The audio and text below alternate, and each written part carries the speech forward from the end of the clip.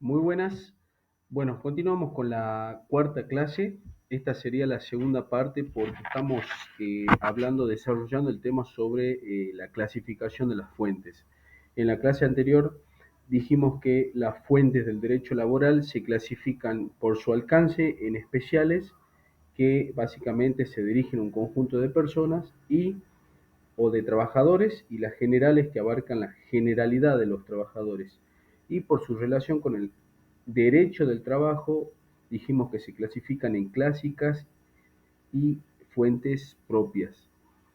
Vamos a desarrollar la segunda clasificación, que sería por su relación con el derecho laboral. En las primeras fuentes dijimos que son las clásicas, donde podemos apreciar, bueno, en esta filmina, clásicas. Como primera tenemos la Constitución Nacional. La Constitución Nacional, cuando hablamos del texto original del año 1853, decimos que solo consagraba el derecho a trabajar y a ejercer toda industria lícita, ¿sí? Que esto estaba estipulado en el artículo 14. Ahora, con la incorporación, ¿no?, del artículo 14 bis, surge el constitucionalismo social en la Argentina y el mandato de rango constitucional para el Estado, ya sea de respetar los derechos de los trabajadores, los derechos sindicales y los emergentes de la seguridad social. Esto es importante del 14 bis de la Constitución Nacional, absteniéndose de asumir cualquier conducta, obviamente, que lesione estos derechos.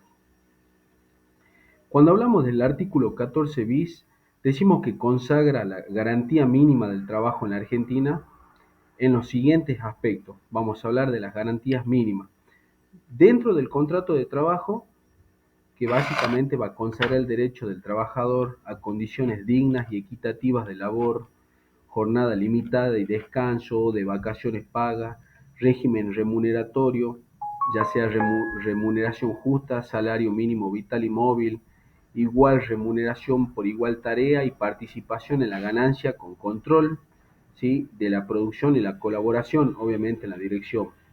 También la protección contra el despido arbitrario del empleado privado, la estabilidad del empleado público, la estabilidad también del representante sindical y la compensación económica familiar. Cuando hablamos de esto nos referimos a las asignaciones familiares. O sea que dentro del contrato de trabajo tenemos todas esas garantías mínimas.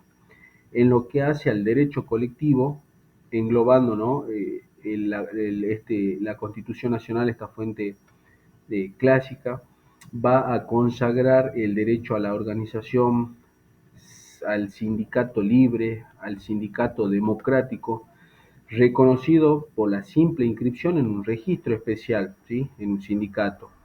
También va a garantizar el derecho de los sindicatos a concertar, si se puede decir, convenios colectivos de trabajo, también a recurrir a la conciliación, al arbitraje, a la huelga. También decir que va a haber una protección especial a los representantes gremiales, obviamente, para el ejercicio, ¿no?, de la gestión sindical, en especial la relacionada con la estabilidad, ¿sí?, en el empleo, en el cargo. Bien, ya mencionamos la garantía dentro del contrato de trabajo y en lo que hace al derecho colectivo, y también decimos que hay garantías en materia de seguridad social, que eleva a rango constitucional el otorgamiento, ¿no?, de los beneficios de la seguridad social con carácter de integral e irrenunciable. El seguro social obligatorio a cargo de entidades nacionales o provinciales, ¿no?, con autonomía económica, jubilaciones y pensiones móviles, la protección integral de la familia, materializada, ¿no?, en la defensa del bien de la familia. También vamos a hablar de la compensación económica familiar y el acceso a una vivienda digna, ¿sí? Todas estas garantías conciernen a la primera fuente clásica que nos referimos en esta filmina, que es a la Constitución Nacional, ¿sí? También hablamos de los tratados con naciones extranjeras. Es importante decir que a partir, ¿no?, de la última reforma constitucional del año 94, los tratados internacionales ratificados por nuestro país son aplicables, ¿no?, en nuestro derecho interno.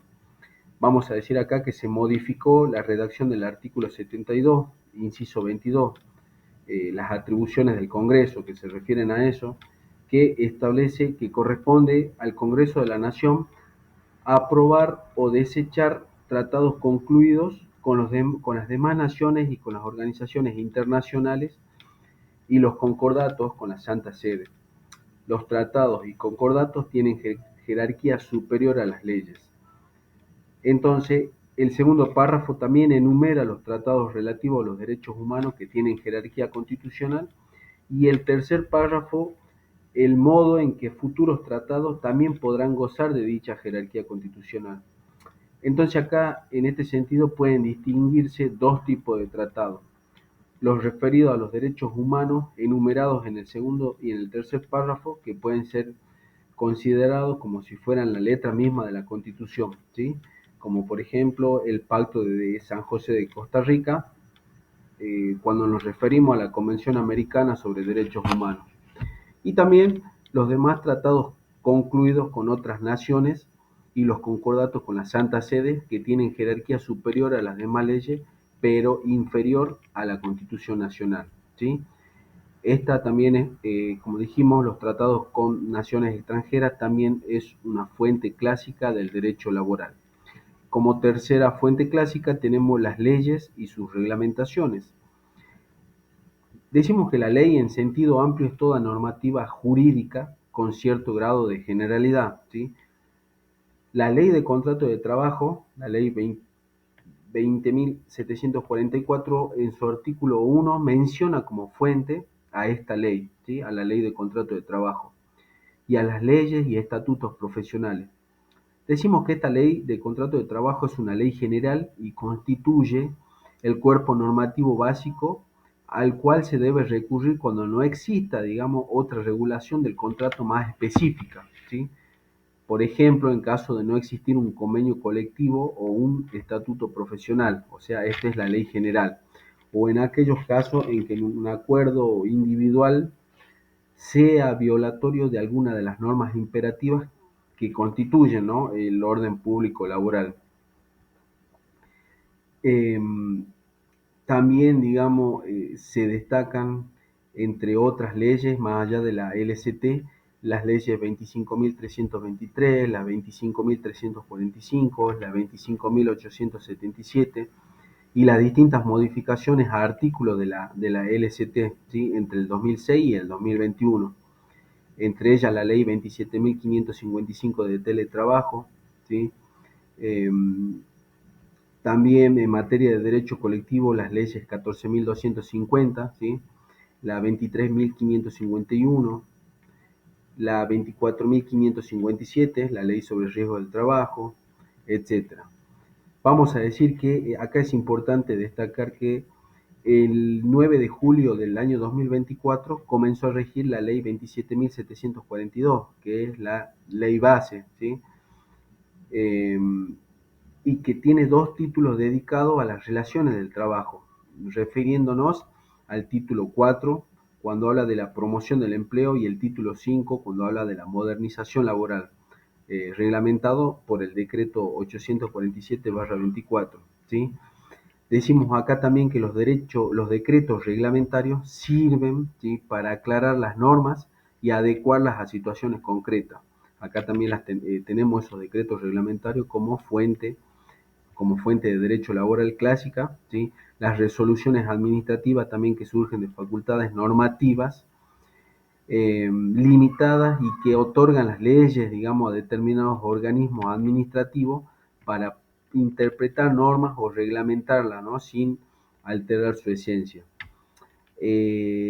Como cuarta fuente clásica mencionamos a la jurisprudencia, que básicamente la conforman, ¿no?, los fallos judiciales, especialmente los emanados, ¿no?, de los tribunales superiores, que frecuentemente constituyen una fuente para la sanción de nuevas normas y la interpretación y la modificación ya de las existentes, eh, ya que la reiteración, digamos, de sus fundamentos en un determinado sentido y su aceptación consolida doctrinas jurisprudenciales, ¿sí? Con alcance general, las cuales, si podemos decir que en muchos casos se han transformado en leyes. Los fallos de la Corte Suprema de Justicia de la Nación también van a venir a unificar los criterios sobre determinado tema y son acatados, ¿no?, por los tribunales inferiores, aunque no son vinculantes porque la Corte no opera como tribunal de casación. En los últimos años la Corte Suprema de Justicia de la Nación dictó fallos trascendentales en materia laboral, ¿sí?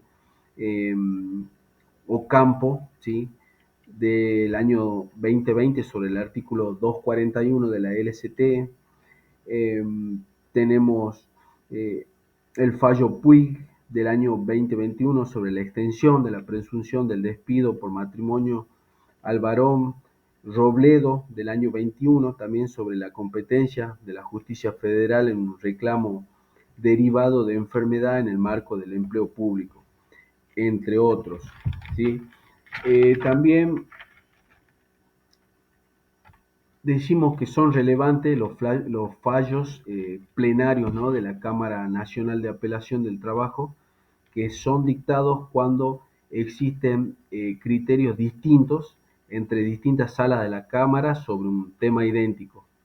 Eh, bueno, para hablar de jurisprudencia en el derecho laboral hay bastante, pero bueno, esto sería lo más general en cuanto a esta fuente clásica del derecho laboral. También tenemos acá como quinta fuente clásica del derecho laboral los usos y las costumbres, que son la repetición de actos o conductas socialmente aceptadas a lo largo del tiempo, ¿sí? Básicamente se utilizan en forma supletoria, se configuran cuando en una actividad las partes reiteradamente asumen determinada conducta que motiva a que se la tenga por incorporada al contrato de trabajo. Los usos y las costumbres producen efectos cuando ratifican el contenido de la ley. Cuando hablamos de la costumbre, secundum legem, o mejoran las condiciones mínimas de trabajo. O bien cuando se ocupan de aspectos no legislados, cuando hablamos de costumbre, prater legem.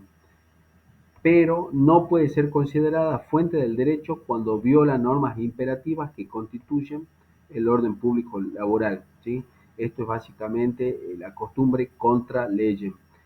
Similar cuando hablamos de las fuentes del derecho civil, ¿sí? Y como última fuente de derecho clásico tenemos la voluntad de las partes, ¿sí?, que el contenido cuando referimos a esta cuestión, decimos que el contenido, ¿no?, del contrato puede ser regulado por las partes, ¿sí?, siempre y cuando no vulnere disposiciones de orden público ni el principio de irrenunciabilidad, ¿sí?, que ya lo vamos a desarrollar un poco más adelante. Su importancia como fuente de tanta relevancia en el derecho civil se encuentra relativizada en el ámbito del derecho laboral, ¿sí?, transformándose en la menos trascendente de todas, si se puede decir. Así que, bueno, básicamente este es el desarrollo de las fuentes eh, clásicas del derecho laboral, y en la próxima clase vamos a desarrollar ya las fuentes del derecho laboral en cuanto a su clasificación por su relación con el derecho laboral. Vamos a desarrollar las propias, que ya son un poquito más específicas en el derecho laboral. Así que, bueno, esta clase hasta acá llegamos.